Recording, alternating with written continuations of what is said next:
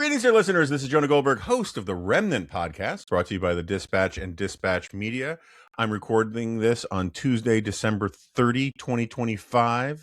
That giant clock is ticking down to the end of the year, and I promised you, amidst all of the counter-programming podcasts that we have been doing of late, that we would get back to the greatest, the purest, the sweetest, the most super fentanyl-like of rank punditry possible, and impossible not to do that without friend and colleague Chris Stirewalt of the American Enterprise Institute, The Hill, The Sunday Show on News Nation, Dispatch contributor. Although I've been hearing murmurs that you're not hitting your deadlines, so I'm calling you out on public. I know. And so here we are. So welcome back to the Remnant. I must say, every time I was like, man, this is too highbrow. Your highbrow has been really good, right? That's what's really been annoying to me, is that I'm like, it's too highbrow, because I listen to every interview. And I'm like, he's staying in the rarefied air. And yet you've delivered each time. And of course, this embitters me because I wanted to see you fail. But here we are. So the one that you're going to really like, I don't think it's aired yet, is the, and I know you know who she is because we were at an event where she spoke together, the Lindsay Chervinsky episode. Yeah. I'm interviewing her next month, so I want to hear yours so I can steal it. Yeah, she was money. She made the best case. Again, I'm sorry for people, this is a semi-spoiler. The best anti-originalism, constitutional originalism case from a historian that I have heard in many a moon. Okay. Because she basically just lays out how the founders didn't start running the country in strict accordance to the Constitution when the founders were still alive, right? They kind of like were kicking the tires on this stuff. And the example that she used, which kind of I felt guilty for not being sufficiently up to speed on, was that at the Constitutional Convention, they explicitly said the president can't have a cabinet. No cabinets. Cabinets are bad. The Senate will in effect be a cabinet, at least when it comes to foreign policy. And Washington tried to kick the tires on that, had one meeting, it went really badly, and they said no more of that. And so like if people are like, how dare we defy saying how dare we defy the Constitution, then like I know it was a well done corrective in some ways. I'm not saying I pushed back and said I still think there's room for originalism, but it was and that is why you're signing on for an invasion of Venezuela. I see how it goes. Exactly. I see how it goes. All right, so let's do this. So although burden's on you, right? I can ask the really hackish pundity questions, and then how hackish your answers are depends entirely upon you. Seems fair. Seems just. And then I can wheel around like a cobra. Or, people don't give the the Shar-Pei, the really wrinkly dog. Yeah. You know why they have that loose skin? Why? So when fighting, they could wheel around with a vicious counter bite. Because if you had tight skin and you're being bit, you couldn't get around to go around. But like all that looseness, it's like having loose PJs on a little kid. They can kind of turn around in them. It explains my whole approach to combat, Jonah. That's my physique. That's my approach. All right. What was, to your mind, the most important story politically of 2025, or most important narrative theme? We don't have to be specific story, but what was and if you want to do top three, so you don't have to like pick one, that's fine. But like, what is the most important political narrative of 2025? Well, I think I can do both. Okay. And I think the single most important story as an event has got to be the Charlie Kirk assassination. I think that will have when we think about what's the most important, I think about what will have the most knock-on effects in history. What are the things that 5 years from now we will be able to look back and say, that was a big deal. And I don't definitely think, but I think there's a very strong case to be made that the Kirk assassination and what it taught us, and what followed will be significant. I think the narrative theme for the year, because I have to do this similar. Well, before we get to that, make the case, right? Because this is one of the things I do think I was wrong about Charlie Kirk. I still have my criticisms of the guy, but I did not appreciate the sort of keystone role he played on that part of what we're calling the right. But why is it such a big, important story? Well, I remember on the day he was killed, there were Republicans, right wingers, who were saying, this is like our Martin Luther King assassination. And I said, man, you better hope not. You had daggone better hope not, because what followed the Martin Luther King assassination was very bad for his movement. It was very bad for the country. It was very bad for the Democratic Party. It was a catastrophe, and especially being followed on as soon as it was by the RFK assassination. And I said, you don't know what you're talking about. Not only was Charlie Kirk not an equivalent figure, but if on a smaller scale, the consequences of this assassination are like that assassination, it will be very bad for the movement that you champion. And what we have subsequently seen has been, unfortunately, like that. Again, smaller scale, the stakes are lower. Kirk was a smaller figure historically. The plight of his supporters is very different from those of post-legal segregation Black America. I mean, Newark has not been burnt to the ground, nor have big chunks of Right. Washington, D.C. But what we have seen is the atomization and radicalization on the political right. Now, some of that was naturally going to take place. The project of returning Donald Trump to power during the Biden administration kept everybody together. I'm sure Charlie Kirk had a lot to do with keeping people in this movement together, but the project is what kept people in the movement together. That there was a mighty task that Donald Trump, and many of these people would say wrongly, was removed from power, and through a fraudulent election. And then the great project for, again, here we're talking about a couple million people in a country of 335 million people. But it was a project that united them and kept them together. Trump returns to power. And now what do you want to do? And they had a real good time for the first few months, just doing whatever, right? Like, we're going to say whatever. We're going to do whatever. Stephen Miller and other new right figures were in positions that would not have been dreamt of in the first administration. It was no longer, what did J.D. Vance say at the Turning Point USA gathering?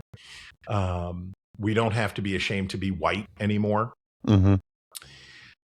Those things that had been treated as a little shamefully in the first Trump administration, particularly after Charlottesville. In the new Trump 2.0, they're living out loud. And so you get it. You beat Kamala Harris. You restore Donald Trump. And it's fun. And then it sucks because you can't actually have the things that you want. The economy is not responding to the things that you want. And Donald Trump, faster than any president in modern history, faster even than himself, he beat another instance where Donald Trump beat his own record. He beat his own record for becoming unpopular. Mm-hmm. And he went from, I haven't done the numbers this week, but Donald Trump his decline to the 30s, the mid 30s in his national public approval rating in 2017 was a drop of like 14 points. He fell he was the only time in his presidential career that he had net positive popularity was at the beginning of this term. He was +4, which by modern standards, by anything basically from the midpoint of Barack Obama to today, if you're in positive territory, that's pretty amazing. So he had much farther to fall. It was a net loss of 25 points. It was twice as steep of a drop, and it happened very quickly. The disillusionment that happened once they got through the big, beautiful bill, right? They're like, okay, we're going to do it. And then they did it. And it was like, well, what's left to do? We sealed the border. The stuff in the cities with ICE is not popular. We're going to keep going, but it's not very popular. The economy is crummy. People are bummed out. And we're talking about the Epstein files. And I think that the Kirk assassination revealed there's a lot of rot, there's a lot of kookiness, and there's a lot of stuff on the right that had been absorbed into the project of restoring Donald Trump to power. And watching Erica Kirk do public battle with Candace Owens, or trying to conciliate with Candace Owens, watching the American right rip its own face off over the dumbest things like the truly dumbest things imaginable. If the Heritage Foundation is in an existential crisis over whether a man-child podcaster who has sizzling hot anti-Semitic and misogynistic takes, if that's like the fight that you're having, that points to me to a larger structural project in the problem. And in the wake of Kirk's assassination, I saw, and maybe I hadn't been paying attention to it before or sufficiently, or taking it sufficiently seriously, but what I have seen in this fracturing in the ideological project of the new right has been very revealing to me. So, we'll get back to some more of the punditry in a second, but so we've talked about this before. I think Vance is wrong about the theory of the case that being sort of anti Fuentes. Because I don't think he's pro Fuentes, right? I think the way he chooses to criticize Fuentes is very weird and subtextual, that in all sorts of ways, but we don't need to get too much into that criminology. Maybe it's because I'm doggone it, have too much faith in the American people, but I feel pretty strongly that playing footsie with anti-Semites and bigots costs you more voters in a general election than it gains you, right? I'm not saying it doesn't gain you voters. It clearly does. And so, like, maybe there's a theory of the primary where this is really important, or maybe there's a theory of the pre-primary money, probably influencer primary or something like that they're playing games with. But the fact that Vance and the people around him, and I know of some of the people around him who are not dumb, the fact that they think this is the smartest play, that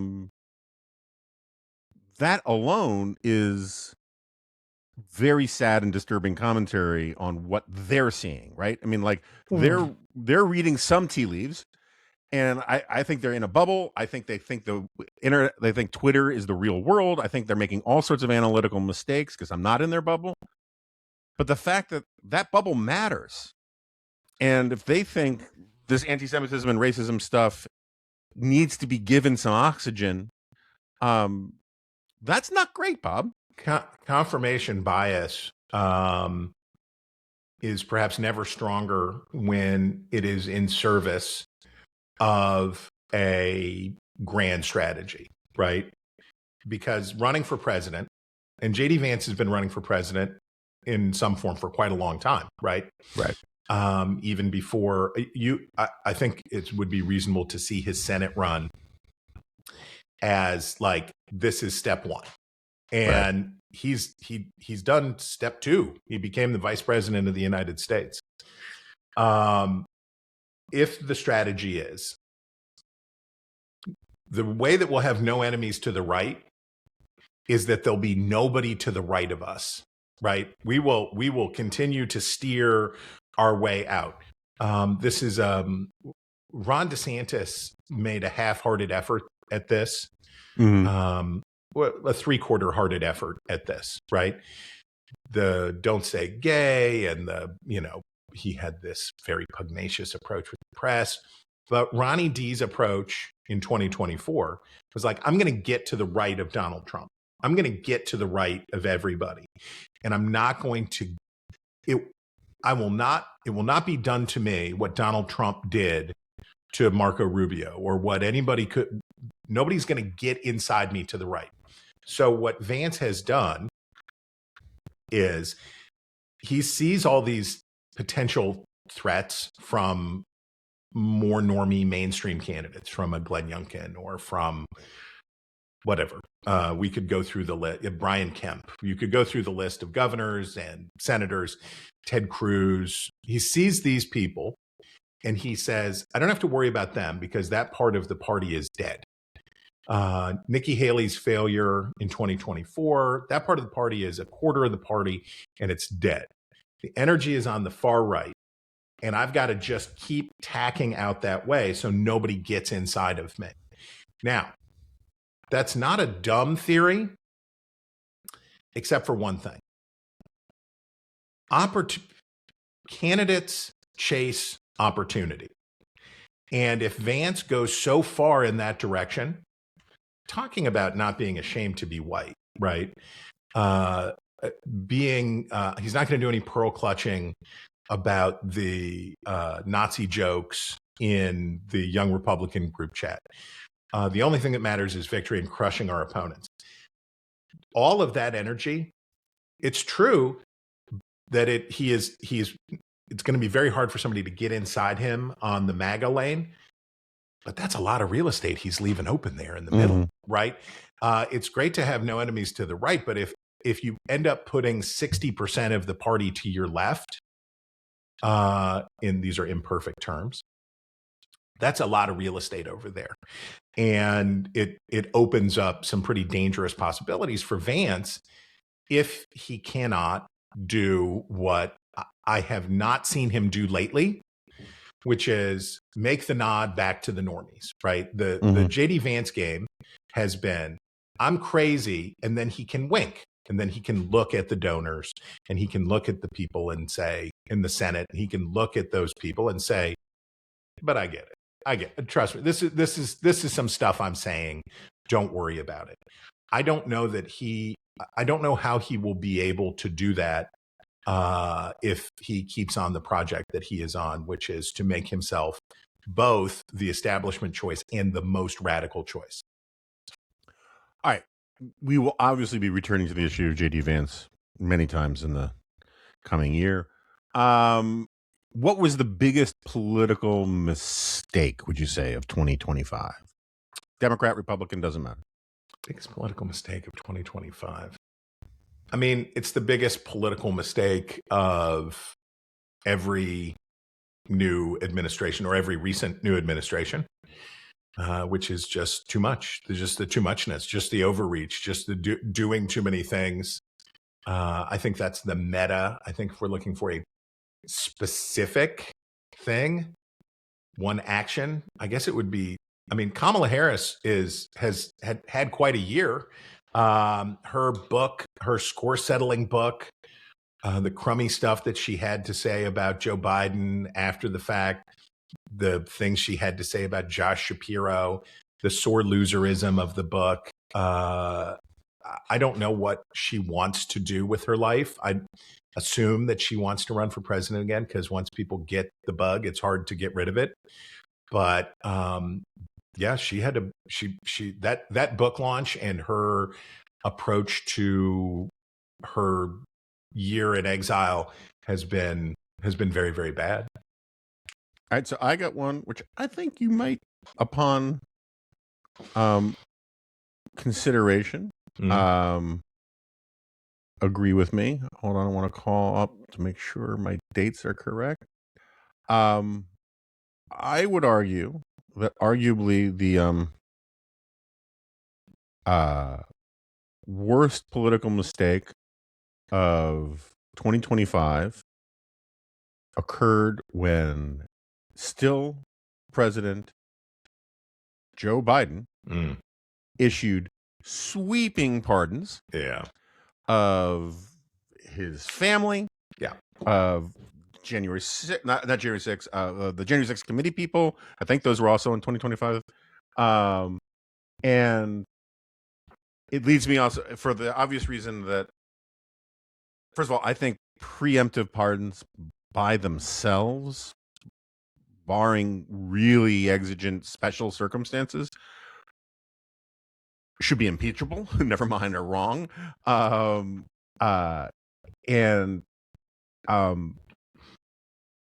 it also leads me to my first prediction on here, which is that it was probably going to happen anyway, but it makes it so much more obviously likely to happen that Trump, on his way out of the office, pardons himself, Oh yeah. pardons, which is something I don't think Vance has really thought about, right? Is like, if one of the things you would normally horse trade for a endorsement is the promise of an of a pardon in case he needed it, and like, he's not going to need it because he's going to pardon himself. I think he's going to pardon Pam Bondi. I think he's going to pardon Pete Hegseth. I think he's going to pardon Marco Rubio. I think he's going to pardon most of the Justice Department. And in some ways, I think he's going to do it to cover up a lot of corrupt crap that he's done. But I think he's going to pardon his sons. But in other ways, like, he's kind of got a case that he should, because given the ever spiraling lawfare stuff, I would have no confidence that a Gavin Newsom administration, DOJ, wouldn't start prosecuting the crap out of all those guys after the prior administration, probably for some good reasons and some bad reasons, right? And so, like, the game theory of it is completely changed, and Biden should be ashamed of himself for like making that path almost a guarantee. Yeah, Biden could have been James Buchanan in the closing months of his presidency. Biden could have been James Buchanan, a guy who was not up to the task, not up to the overwhelmed by events and by the moment, and whose best efforts failed. And that it could have been him. He ends up being just in the pantheon of the real bad presidents. And you can forgive people who are overwhelmed, but the corruption, Donald Trump has engaged in a level of corruption unlike anything in American history, right? Mm-hmm. The things that he is doing to enrich himself, to enrich his friends, the very obvious selling of pardons, the just gross misconduct, constant gross misconduct, probably would have happened, as you say, no matter what, right? Whatever Biden did. But for Biden to be so undignified in his departure, particularly for me, the pardon of his son, the Hunter Biden pardon went against everything that Joe Biden had claimed that mattered to him in seeking the presidencies and seeking it a second time. It was, and the Hunter Biden, in terms of the villains of modern American politics, is pretty high on the list, right? You can say that his enfeebled elderly father could be forgiven for being blind to the ensorcelment of his son. But Hunter Biden has no excuse for not saying, Dad, I'm going to go to prison. Yeah. And I can do it. And I'm going to be okay. And I'm going to go do my time. I don't want you to pardon me. I don't want you to do this. I committed these crimes and I need to spend some time in prison, and I will be okay. I will make it when I get out. I'll write a best-selling book. It'll be fine. But I need to go do this. So he is the villainy of Hunter Biden. And the fact that this guy is still out there, right? He's still producing content and giving interviews and doing all of this stuff. The problem of the resistance left and I have watched it unfold again this year, is if you want to build a coalition to stand up to the authoritarian, super corrupt tendencies of the Trump administration, it will be necessary to clean house, right? It will be necessary to say, no, no, no, no. It will be necessary to do the things that J.D. Vance and the right are not willing to do. And those are hard tests, but if they're serious about it, they're going to have to do it. I say all of that, but then I also say this.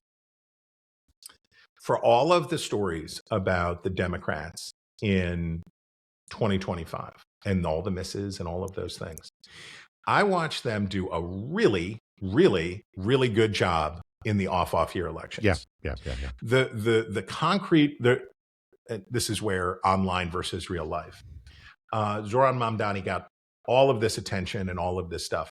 But where it counts, and I love you, New York, but where it counts in states with large suburbs, with demographic footprints similar to the electorate as a whole, it's worth noting that in Virginia and New Jersey, Donald Trump's approval rating at the time of those elections was almost identical to what it was in average in the nation. Mm-hmm. And the mix of black voters, white voters, Hispanic voters, college educated, non-college, all of that stuff in New Jersey and Virginia tells us a lot about the state of the electorate. And look, Mikey Sherrill, it was no day at the beach as a candidate, right? Mm-hmm. She is not. No one will say that she is the rising star of our time. But in both cases, she's no. They chose. She's no who among us.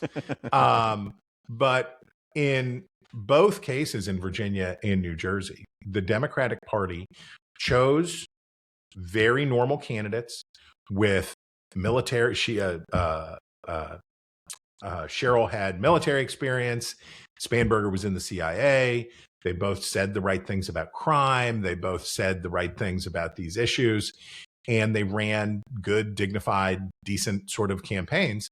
And both of them won bigly, right? Way outside of the space of what I or anybody else was expecting. So as much as I complain about the self-owning and indulgence of the anti-Trump left, I should always bear in mind that when it came down to it, in one real important moment in 2025, the Democratic Party chose correctly. And I'm going to get grief for picking on Biden as the biggest political mistake. I didn't say the biggest moral mistake, biggest statesmanship mistake, right? Biggest ethical mistake. But maybe it makes more sense to call it an ethical mistake. Who knows? But Donald Trump hasn't made it. Most of Trump's things haven't been mistaken. They may have been wrong, but most of his right. It wasn't. So it wasn't on accident. Point, so on the meta mistake point that you were making about just simply overreaching and too much muchness and thinking that you have this mandate and all this kind of stuff, I agree with you. I would say the way I've been putting it is, the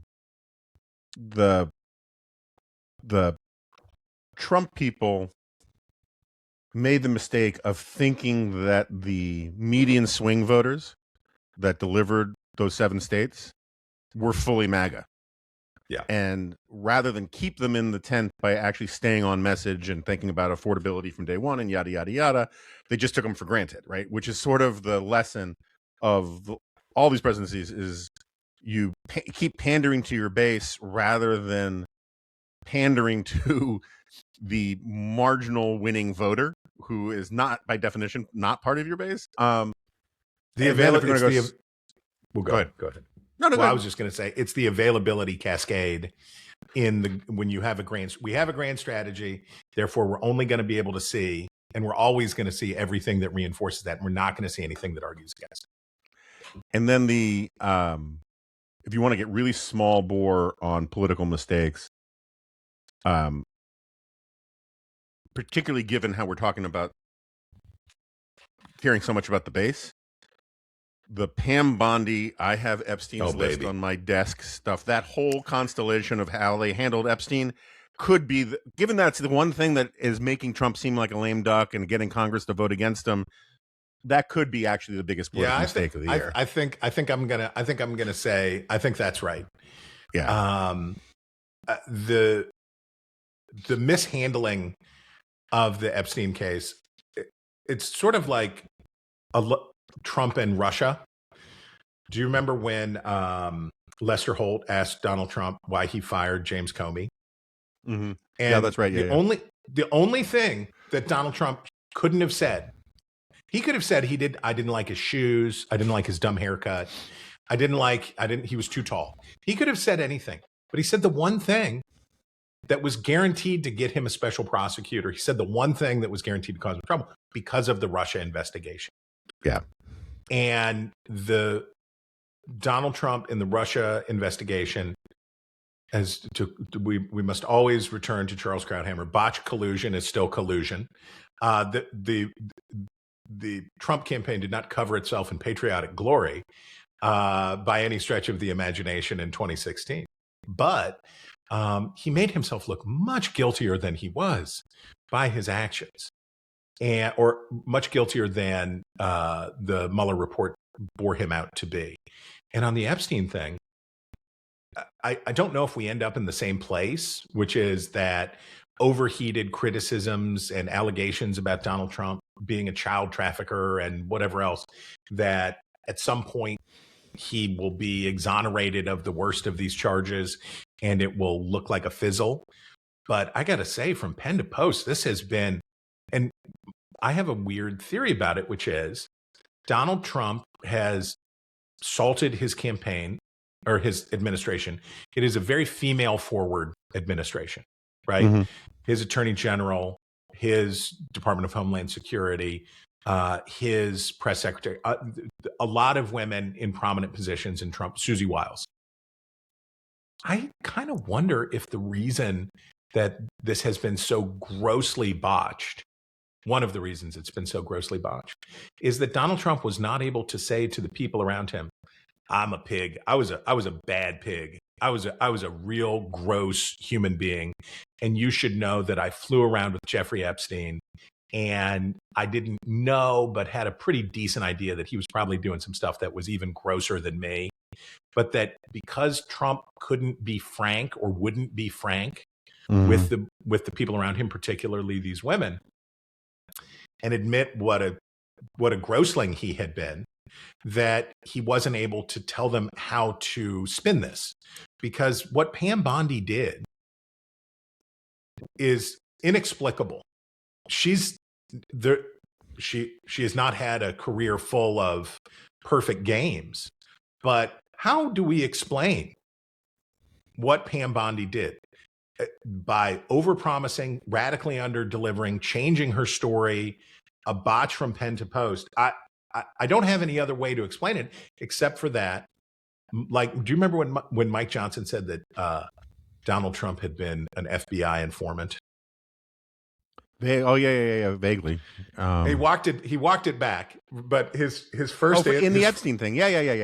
His first answer was like, well, I can't say too much, but all I'll let you know is that maybe Donald Trump was working with the FBI. Maybe he was bringing these people to justice.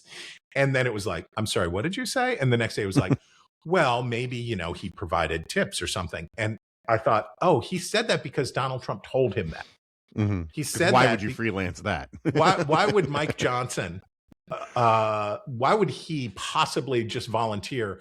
I think Donald Trump was Agent Orange, secretly working inside the pedophile cabal to bring it down from within, unless Donald Trump had strongly intimated to the speaker that was true. And I think what Trump has done, the mistake of Donald Trump in this, assuming, of course, that he didn't do something much, much worse, but if it is that he was a grossling who hung around with gross people and did gross stuff, which is something we already knew about his life before. We knew about Stormy Daniels. We knew about all of this stuff. If that's all it is, then Donald Trump's mistake of not being honest with the people in his employ, and herein, of course, I include Mike Johnson. If by not being honest, then that is a massive mistake. That is a massive mistake. since we're talking about Mike Johnson, I warned you that I might want to talk, and I want to talk about this. I want to be very clear. We're not trying to foment violence here at the Remnant. We deplore violence. Hold on. But metaphorically, I wanted to talk about who would win the annual Bach-Pfiffen-Gesicht prize of the Remnant. And of course, we know that Bach-Pfiffen-Gesicht, I can never pronounce it twice in a row, in German means a very punchable face. Not that you're calling for the face to be punched. No one should punch, like not even throw a pie, right? But like just whose face, when they appear on TV, do you have the biggest desire to sort of just hold a thumb up to block it out because you don't want to see it anymore, or as they used to say in Looney Tunes, I'll give you such a pinch, because you find them so annoying. And I got to say, I'll just, since I used them as a segue, Mike Johnson is up there for me. I don't hate him. No. I think in his heart, he thinks he's doing patriotic yeoman work.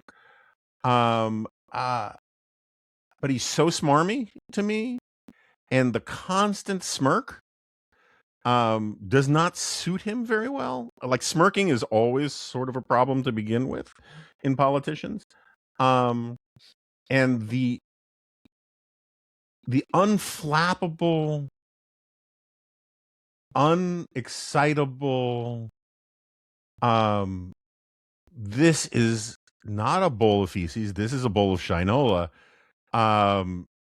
approach of his drives me crazy. It makes it very difficult to listen to. I mean, there are politicians I actually viscerally dislike a lot more, but I find him, I find him kind of creepy to listen to at this point. So the lizard people, Washington, you've been doing this longer than I have, and you know the game. And the game is, you meet a politician or a media figure, or you see them publicly, and you're like, what a punchable face, what a jerk. And then you meet them and they wink and they're like, nah, so that's just some stuff I'm doing. And there's a person inside the lizard suit, right? They're like, this is some stuff I do, but actually I love dogs, and I love my kids, and I'm a good normal person in many ways. This is just a method. And there is the Levinian point about the corrosion of the person inside, that the lizard suit that you're wearing will eventually, this is the Tucker Carlson effect, is, we are what we pretend to be, so we should be careful about what we pretend to be. Then there are the lizard people in human suits, right? Where you're like, oh no, I thought you were okay, but it's actually very terrible in there. You're actually very, very terrible. Mike Johnson does not affect me the way that he affects you, because I think that there's a lot of naivete there, but he unzips the lizard suit from time to time, right? From time to time, he'll talk about something and he'll be genuinely excited and engaged about it. From time to time, the self will shine through at these occasional moments where you think, oh, one of the people I most underappreciated at the time in his career was John Boehner. And I underappreciated John Boehner because I thought that he was he wasn't ideological. He wasn't this bold leader. He wasn't the stuff. He was a mechanic of the house. He was just there. He was just as I used to say about John Boehner, if he wasn't doing what he was doing now, he'd be the president of the Cincinnati Chamber of Commerce. For sure. Yeah. And I meant that as a slight at the time. But eventually I was I think that's a great thing to say about somebody. Yes, actually, That's good. Yeah. And people who care about how the system works and the process and who are coalitional and who can do all of that stuff. And John Boehner was actually a very impressive Speaker of the House, particularly the YOLO departure. There is a part of Mike Johnson that would like to be a great Speaker of the House. I don't think he will get to be a great Speaker of the House, but there's a part of him, and this is the bargain that many Republicans have made with Trump and Trumpism. We have to do the wrong thing for a little while so that we can start doing the right thing again. We're going to have to be bad now. We're going to have to, what Mike Johnson has done to the separation of powers, Marjorie Taylor Greene's interview with Robert Draper, where she talks about Mike Johnson's vassalage of the House to the White House. She's right. She's right. The name of the game, if you're the House Speaker, is supposed to be you're an intermediate when your party's in power. If you're Nancy Pelosi and Barack Obama's president, or you're Paul Ryan and Donald Trump as president, you are supposed to be a mediating force between these two entities, which are your majority in the House and the president of the same party. That's what you're supposed to do.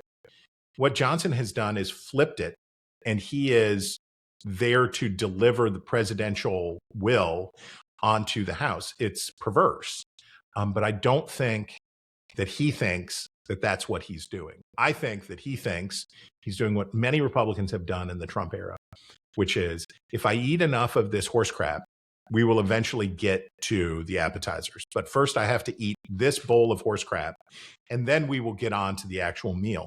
And for Republicans, of course, in Trump 2.0, they're never going to get to the meal, because if they lose 35 seats in the House next year and 3 Senate seats, there's no entree. There's no menu. It's just the horse crap. Yeah, but I mean, in terms of eating horse crap, or the broader phenomenon of coprophagia, which is the Thanks for making it churchy. The problem with I'll put it this way: the problem with eating shit is eventually the phrase "you are what you eat" becomes true. And, and like I hear what you're saying. It's funny, the metaphor that the analogy that keeps coming to mind. I've talked about it a bunch of times here. I learned from that Orlando Figes book about the history of Russia, that one of the reasons why basically liberalism never emerges or pluralism or federalism or subsidiary, whatever you want to call it, right? Why Russia stays feudal and weird, unlike the West, is that in the West, the barons, the dukes, whatever, the vast majority of them were basically like local kings that get subsumed into a higher pyramid, right? Yes. And they had deep roots with, the Earl of Winchester was the 9th Earl of Winchester, and he has a relationship with his own people that's organic and Burkean and all this kind of stuff. The nobles in Tsarist Russia were essentially like Roman colonial governors. Yes. They were sent from Moscow to these places. And that's how Mike Johnson is sort of governed, is he is the White House's man in Congress. And the thing that, so the British lords sent to Ireland versus the British lords in Britain. Right. Yeah, that's a good way of thinking. I don't want to get the Irish angry. Carney's waiting for you. This is a side thing, but we're getting another wave. I thought we were done with these, but we're getting another wave of all hail Nancy Pelosi as she's about to retire. Yeah. And I have to talk about Nancy Pelosi a lot, clearly for reasons having to do with original sin. Yeah. And the thing that the needle I always have to thread is because if I say, well, actually, I think she was a terrible speaker, people look at me like I'm a character from Handmaid's Tale. And so the needle I have to thread is saying, look, I think she was a very effective speaker. She was a very effective Democratic politician. She wielded power very shrewdly. But we've been talking on this podcast, and really to basically every shoeshine guy on the Eastern Seaboard, about how Congress doesn't do its job for a very long time. And I think it's fair to say that the original, in the modern era, the villain who started the problem, or the person inadvertently who started this problem, was Newt Gingrich. So I'm not being partisan about this. For sure. Paul Ryan is a friend of mine. He was trapped in a system that he didn't even want to be speaker. And by that point, there were so many hotheads in the Freedom Caucus that, like, he was like, what do you want me to do? You want me to just, you can't go back to regular order when you've got, caddy day at the Bushwood Country Club for half the caucus, whatever. But if you think this has been a trend, regardless of which party controls Congress, then it doesn't take a huge leap of logic to point out that Nancy Pelosi is part of the problem. Nancy Pelosi used all sorts of mechanisms to keep regular order at bay. Didn't want to go through committees, drafted all sorts of things in her office, essentially. And what bothers me is I hear all these people who nod along when I make these points about Mike Johnson, and then when I say, and part of the problem is he's picking up where Nancy Pelosi left off, because she set this precedent too. And how dare you? How dare you use these monasteries as stables, Mr. Napoleon? And it just bothers me. So I want to Nancy Pelosi, when she forced House members to vote on cap and trade, after Harry Reid had said, do not send, do not come, don't send it over here. I'm not going to make Heidi Heitkamp or whoever, I'm not going to make red state Democrats in the Senate vote on cap and trade, which is wildly unpopular, right? Joe Donnelly in Indiana, whatever. It's don't send it over here. It will never see anything. She insisted on the vote. And they lost, I don't know that they lost as many seats over Obamacare as they did over cap and trade. But it was a brutal cell phone. Mm-hmm. And I've always wondered, was this for Obama, right? Was she doing it for this is important to you, Mr. President, and I'm going to do it? Or was it just an exercise of will, right? Or was it just something that she had said that they were going to do, and gosh darn it, she was going to do it? I want speakers and Senate majority leaders who will not consider protecting their incumbents their principal job, right? Which is the problem. But there should be some of that, right? There should be some of saying to your members, tell me where you're at on this, and I'm going to try to meet you there. The obvious way around all of this is to let the committees work and let the House work its will, right? To let the process unfold and have it happen as it's supposed to happen. These narrow majorities that both sides, if we're going to identify the major failing through all of this stuff, Gingrich is the principal instigator. But as I praise John Boehner, I will also point to a failing of John Boehner. When the House Republicans had their biggest majorities since the 1920s, right? They had these 40-seat mega majorities, these bananas, huge numbers that they won thanks to Barack Obama in 2010 and 2014. That's when they could have done it, mm-hmm. right? That was the politically safe moment to say, and we're going to regular order, let the committees work. And I think Boehner made some efforts in that direction, but that was, when we look back, the missed opportunity. When the majorities are so narrow, it's very hard. It's very hard to make the case to your members, hey, we're gonna ball out for a while. We're gonna see what happens. Because it's this presentism, it's this belief, again, I have to eat the bowl of horse crap to get to the good thing. And unfortunately, in a system that has congressional elections every 2 years, you never get there. You're always in a state of becoming. You're never there. And since we haven't had a durable majority in Congress, since the 90s, right? Since it's been such a pitched battle, it has been badly corrosive to the power of Congress. Okay. Do you have a punchable face nominee, or you don't have to? I mean, I could go with the perennial. I could take my every year champion, my lifetime champion, Matt Gaetz, but that feels like that feels like a cop out. That feels like a cop out. But also these days, I mean, there aren't a lot of male examples of Mar-a-Lago face, but it's amazing. It is really kind of astounding. He looks like a lizard. Yeah, know what he looks like? He looks like the artists at Madame Tussauds did not really let the wax set properly, or that they really were just not Matt Gaetz fans. They put it in the truck to ship it before the wax had cured. All right, but so you had talked about becoming and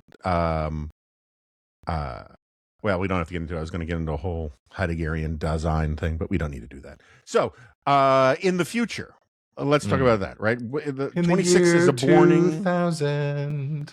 We see it on the horizon. 2026. Yes. It is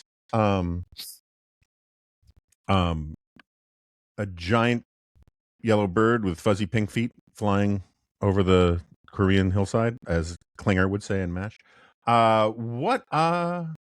What do you see coming? What do you think? Let's start easy, right? We talked about Pelosi. Pelosi this weekend said that she thought there was going to be that it's not if, but when the Democrats win the House. A, is she right in her confidence? And B, should she be acting so confident? Shouldn't Democrats be running as if they're 10 points behind? The kind of if Donald Trump got a brain transplant if he got Scrooged and woke up as a different person on the 1st of January, and the Republican Party changed its nature and did everything right, it would still be hard for Democrats not to win the House, right? If it was like tariffs are out, I'm cooling down, we're going to focus on economic recovery, we're going to even things out, we're going to do it all. If Republicans did everything right, Democrats not netting out 3 seats, 4 seats. I mean, come on. That's like it. And at this point, we would consider it a triumph for Republicans if the losses in the House were only 10 seats. Right. That's how bad it is. That's how far down Republicans are right now. So no, saying that the Democrats are likely to win the House it would be crazy to say otherwise. Though it might be politically useful, as you say, to say like, well, we don't know. The only poll that matters is on election day, and we're going to keep trying. I think if the election were held today, which it won't be, but if the election were held today, Democrats would win 35 or more seats. It would be a rout, and some Senate races would tip. Right. I'm not saying Democrat. I think it's 90-10 that Democrats take the House. I think it's 70-30 that Republicans keep the Senate. Yeah. Democrats have to pitch just shutout after shutout after shutout. They have to pick all the right candidates. They're taking Texas off the table essentially by putting Jasmine Crockett got in the race, which even if Ken Paxton is the Republican nominee, it would be hard for him to lose to Jasmine Crockett. So you're kind of taking Texas off. Florida is interesting if Democrats can find a way to have a good nominee. Iowa is definitely interesting. Michigan looks like a real toss-up. Maine, I can't prognosticate Maine because Susan Collins is hard to beat, and the Democrats are kind of going through it in Maine right now. They've got this Graham Plattner guy and da-da-da-da-da. New Hampshire, I don't see it for Republicans there. But as I look across the map, I say, there'll be surprise wins for Democrats. There'll be a couple misses, call it 3 seats, and the Republican majority that JD Vance has a very busy 2027, breaking a lot of ties and doing a lot of stuff. The degree to which Democrats are willing, and this is the Rahm Emanuel thing, and I wrote about this and you talked about it. You interviewed him, which was really good, is just when you're out of power, don't have a leader and don't have a plan. Mm-hmm. Republicans lionize the contract with America. No, this was a mistake. They won anyway, but they didn't win because of the contract with America. They won in 1994 because Bill Clinton had a real bad first 2 years. Yeah. He had made a lot of mistakes, and assault weapons ban and his first budget and just this, he overwhelmed the system. And there was the whiff of corruption around a lot of it. And people were like, nope, you're out. We're throwing these guys out. If you're a Democrat in 2026, what you want to be is not them. Right. You just want to be not them. You want boring people in blue suits, men and women in blue suits, who sometimes take the suit off and roll up their shirt sleeves up to the forearm. You want an army of Connor Lambs spreading out across the nation to say, well, what I'd like is to be a good congressman or congresswoman, and I would like to pass legislation that's good for the people of my district. And I sure think that old Mr. Donald Trump is a bad president. I think he's doing too much. And shut up and leave it at that. But unfortunately, for something that really sticks in my mind, did you know that the primary electorate in midterm years is about the same size as it is in presidential years? I had assumed wrongly for a long time that, well, they must be bigger, right? If the general election turnout goes up by more than a third, right? If 50 million more people come in for the general election, surely there must be some corresponding increase in primary election turnout in quadrennial years or decrease in the biennial. Nope, it's the same. That's interesting.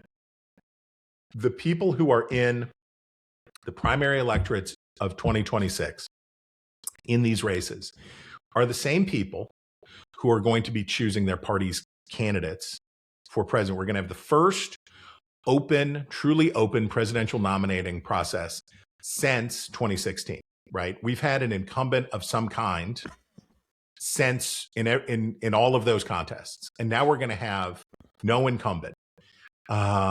And the energy inside both of these parties is really swirling and really churning right now. We talked about what's on the right, but there's also obviously the stuff on the left with the Democratic Socialists and the radicalism on the left. And this is our look at the primary electorate, right? In the next 6 months, we're going to get to see like, okay, how you guys doing? Democrats passed the test in 2025. They picked boring people in blue suits.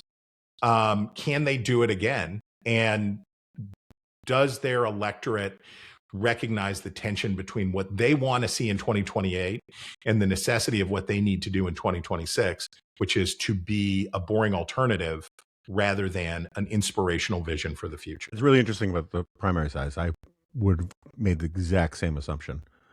And I got to say, every time I hear Graham Plattner's name mentioned, like, if you had told me Graham Plattner was, the bassist for Jethro Tull, I would have believed you. Like, it's that kind of name. That kind of name. He didn't show up for his Rock and Roll Hall of Fame induction because he was partying too hard on the flats. Yeah. All right. We don't have a lot of time left, but I should ask you, first of all, did you have a favorite show that you streamed or watched or movie that you watched this year? Did you see Death by Lightning? Oh, did I see Death by Lightning? I wrote the most. I almost never go into the glop lane. I generally in my writings keep it super boring, but I had to write about it. I loved it so much. I mean, I texted you something along the lines of the convention scene You will love it like a third child. I mean, like, it is such a great scene. And I should acknowledge it was unnecessary. It had a early 21st century HBO inclusion of nudity that I found I agree. like Unnecessary. what are we Yeah. what Yeah. that was needless, and the vulgarity was quite a lot, and the ahistorical that they were not true to Candace Millard's book or the record in many key places, but as a concept and as a story and about saying something to Americans about America, boy, it was great. Boy, I loved it. It tickled me. And Nick Offerman's portrayal of Chester Arthur was great. It was just great. And the Millard's book gets to this. There are other biographies of Chester Arthur. I had made a cartoon of Chester Arthur where he was a dummy. He was a fop and a dandy.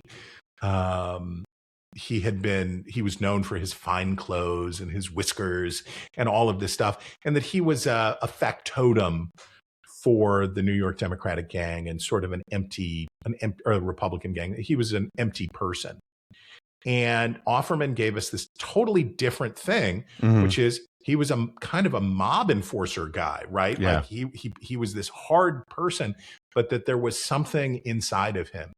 And at this moment in American history, we're not likely, no generation is likely to get very many James A. Garfields.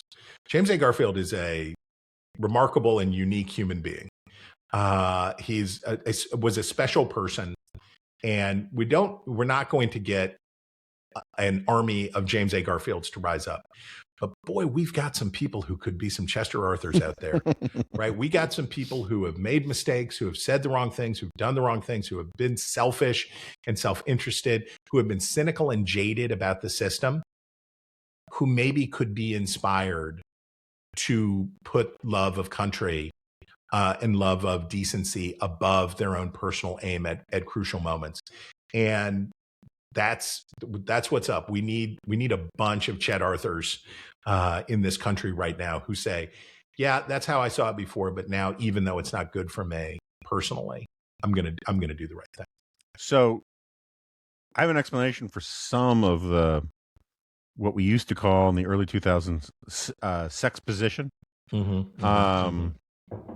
Not sexual positions, but using sex for exposition, sort of needlessly. The great example of that is in Game of Thrones, where Littlefinger advances the plot by like 30%, while two hookers are having lesbian shenanigans behind them. Exactly. And there's a reason why the headquarters for The Sopranos was the Bada Bing Club. Like it is a time honored thing. So Sarah Isger tells me that she and Chuck Todd were talking about this, about how the show felt like it was rushed, like 4 episodes seemed too short. And so Sarah and I were talking about it on here, and then I heard from a couple of people who actually know a little bit about the production of it, and it was originally intended for 8, like a normal series.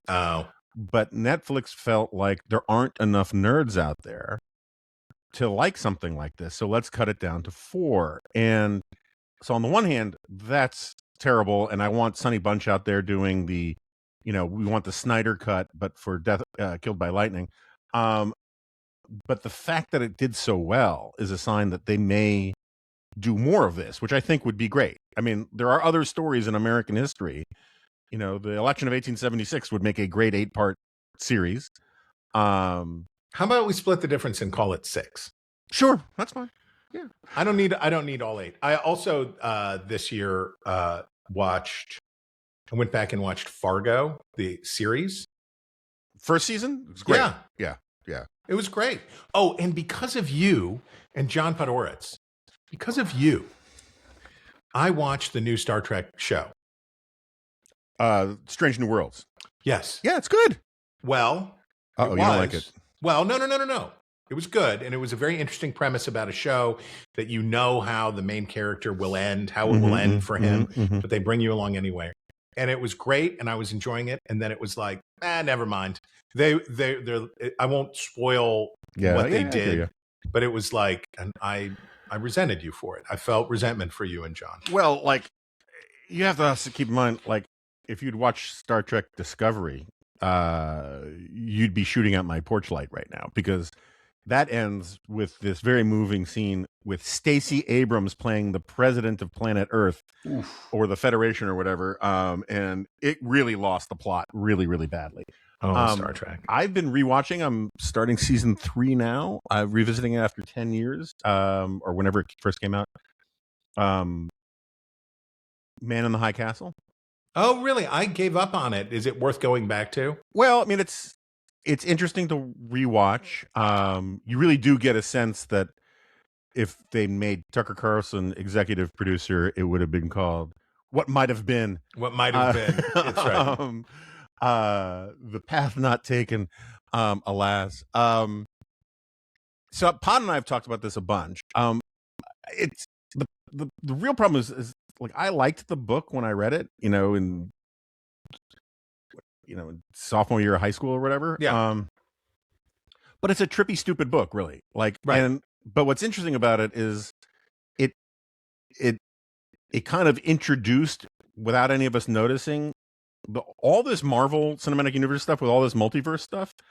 It really starts with Man in the High Castle. And I mean, you can make the case it starts with It's a Wonderful Life or Ebenezer Scrooge, but whatever, you get the point. Wayne's World. It's the cinematography really is is great. The aesthetic, is great. I'm enjoying it. It just, It strikes me as a show that if it were made today would not have it. It's the Madman problem, where you're like, we've got this great high concept show that we want to do, and it's like, great, keep making them. You crank those babies out. We'll take 4 seasons of it, and you're like, okay, well, we'll stretch. So, my wife and I, we watch a lot of British stuff, and I'd watched also when it came out, SSGB. Did you ever see that? Mm-mm. It's sort of a Man in the High Castle kind of thing, insofar as it's just alternative history. There's no like I Ching interdimensional crossover stuff. It's just like the Brits win the Battle of Britain and America's not in the war yet. And so it's kind of like Foyle's War, Sherlock Holmes. But in a Nazi occupied Great Britain. Oh. And it's great, but it only ran 1 season and it ends on a cliffhanger, and it makes you want to rip off your face and tear it into confetti. Which reminds me, did you watch Pluribus? I did. What did you think? So I have strong opinions. I really loved the first episode. I actually think I give Vince Gilligan huge leeway, right? Yeah. Because he has a vision and he does what he wants to do. And Better Call Saul earns him a lot of deference from me. Yeah, and Breaking Bad, obviously. Yeah. And people forget he got his start on the X-Files. So like he's got the sci-fi kind of chops. Still, I would say that the events of the first episode would have made a first great 8 episodes. Yeah. And for listeners, mild spoilers here, because it's really the first episode that you find this out. But so it's sort of a Body Snatchers kind of theme, but with a twist. And the twist could have been the reveal in episode 8. Right? You go this whole time thinking, holy crap. Oh, see, they're evil, villain, terrible, mean people, and then it turns out that's not really. It's where you and I part company, brother. You like apocalyptic zombie-ness. I do. I can't hang out there.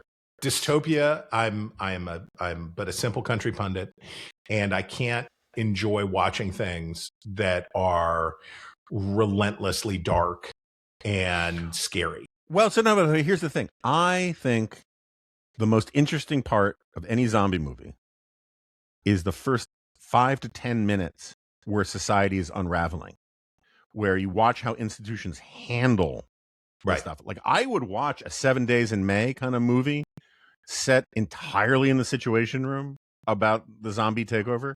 Yeah. That never even shows me people's faces getting eaten. I get really bored with that crap. And like, anyway, so, but beyond that, the thing I respect about Gilligan is like, he's not formulaic. So I like that I keep getting surprised by little aspects of this show. I keep going back and forth. Oh no, it's a parable about AI. Oh no, it's a parable about this. It feels like it wants to be a parable, and I just can't figure out what the parable is or which the I allegory. admire. Right. You know, and I may be super disappointed with season 2 and they tell us what the allegory is. Yeah. And I may say like, but I give it a recommendation. It was for sure. It was worth it. It was worth it. Yeah. And I assume you watch Slow Horses because you're not a barbarian. No, I don't. And really, many people have recommended it to me, but it's gloomy. I can't. I fall asleep. First of all, if shows are too dark, and I mean that the quality of the light in the show is too dark, my tendency to fall asleep during watching goes way up. So Pluribus is great because it's bright. There are bright colors, which I like. But I don't know. There's a John le Carré kind of. I very much enjoyed the Charles McCarry books. I'm not totally averse to dark and cynical spycraft kind of stuff, but I didn't like Homeland, and Homeland got boring. Yeah, and I don't care. I guess basically when you create a world, and this is a Washington. This is a thing that people do in Washington too. This is like what was wrong about House of Cards and other things. If it's so cynical, right, and it's so jaded and it's too knowing, I don't want to come, right? I don't want to come along with you on a trip that is, and maybe I've been wrong about Slow Horses. Maybe there's a redeeming moral quality, or there is a lightness or optimism in there that I don't know. But man, if the story is what I gleaned from the first couple episodes I watched, it's too much of a bummer. I'll be watching. Which reminds me of a question. You watched the Bob Newhart show, the original, for sure. Yeah, because we watched what was on, and it was in reruns, and it was. No, I wasn't a Newhart zealot. No, I came to it a little later than me too. But yeah, do you think people lived like that? My Jessica and I have this question. We've gotten into 30 Rock and Newhart sort of alternating as our just having it on at bedtime, kind of like it's on. Did Bob and Emily Newhart's lifestyle in 1974 in Chicago, was that a lifestyle that people actually had? I'm trying to think. I mean, like living the newspaper in bed and. Well, no, they definitely read the newspaper in bed, and there would have been a lot more smoking. If it were really like life, there would have been many more ashtrays. But he worked in town, and they lived in a high-rise apartment, a modernist kind of ugly high-rise apartment building, and they were presented as affluent, successful kind of people. I have no frame of reference for that, having lived in West Virginia and then for a period of time in the suburbs of St. Louis. Was that a lifestyle that people had? Were there adult professionals who lived like that? Yes. I mean, like I'd never really thought about it in those terms, but yeah, I mean, like I grew up in New York City. Well, I get New York. I get people who are like, I live in the city of the city. I'm here in town. I get your growing up. That makes sense to me because you're in the city. Who takes the train to live in an apartment building? I don't understand. Oh, I see what you're saying. Yeah, I don't understand their lifestyle.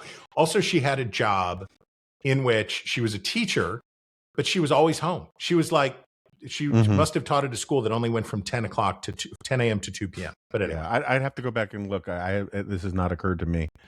And Chicago's it's another place. It's different. The pizza's different, and the apartments are obviously different. So I teased this to listeners as we should close out on this, that we need to do, this is your idea. We need to raise, I don't know, $10-20 million. Just to be conservative. Yeah. And do a Netflix series where we travel around the country eating sandwiches. Yes. And talking about politics. And maybe, Yes. How do you see the format? I mean, I see it sort of half cooking show, right? Tony Shalhoub going to talk to people who make sandwiches. And then the other half, you and me schmoozing with some dude talking about politics at a table, eating the sandwiches. I think we go to the location for 4 days or something, 3 or 4 days. We shoot. We do some fun history, we do the routing in place. Right. Why is it called Beef on Weck? Why is it called? Why Weck? Yeah. Or the undiscovered. So let's say Buffalo, which has you allude to Buffalo, so we'll do Buffalo. Talk about the Frederick Law Olmsted city plan of Buffalo, or what. Do some interesting local history, culture kind of stuff. Then we drill down on the sandwich. We go Weck crazy. Does the Weck get dipped? Does it not get dipped? We determine what we believe the platonic ideal. What is the perfect version or the best version of this local sandwich? And then we enjoy it with a local figure, a person who is from there, or a person who could be the mayor or a senator or somebody who is connected to that place. And we talk about politics. And the first question always has to be, how do you eat your sandwich? Or something like that. And then you get into the full thing. Yeah. I would love to do it. Gosh, we would have so much fun. We would. And the only question I have for you is in a foregrounding sense, how strict is your definition of sandwich? I mean, are we an originalist? Are you a texturalist? Getting into our hot dog sandwiches? Is this what you're bringing up at the 11th hour? Our hot dog sandwiches are tortillas bread. Our tacos sandwiches. I think for the purposes of the show, okay, that's all I'm asking. You have to have an expansive understanding of sandwich. As long as we're being open-minded about what constitutes a sandwich, but not. We don't want to veer into. It could be any street food. Yeah, it can't be pizza. Yeah, it can't be pizza. It has to be enclosed and portable. Yeah, it has to be made for eating. It has to be. You have to be able to eat it while you're walking.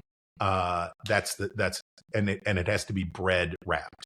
Yeah, I mean that does raise the thorny issue of say the calzone, but we can talk about that another time. And the hot brown, to say nothing of the hot brown. Yeah, but no, I mean